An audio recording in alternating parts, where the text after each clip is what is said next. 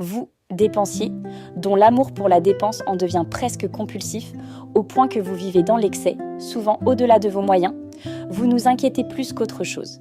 Certes, pour tous les êtres humains, l'argent est symboliquement associé à la liberté et au plaisir. Mais cela n'excuse guère le fait d'en être esclave par la dépense. À chaque plaisir, sa mesure. Et vous, dépensier, développez une relation à l'argent qui, avec le temps, devient une fuite, comme une addiction qu'on ne contrôle plus vraiment. En effet, dépenser devient parfois ce réflexe immédiat pour combler un vide plus profond. Même s'il est difficile pour beaucoup d'entre vous de l'admettre, prenez conscience de votre comportement et reconnaissez que vous n'avez peut-être plus le contrôle sur votre manière de consommer. Un proverbe populaire dit « Celui qui achète sans compter finit par compter sans rien acheter ». À partir de ce stade, acceptez de vous faire aider et surtout, aidez-vous vous-même. Par exemple, en vous imposant de différer certains achats, en repensant votre rapport au manque et en réapprenant à savourer ce que vous avez déjà. La valeur des choses ne se mesure pas à leur nouveauté, ni à leur prix.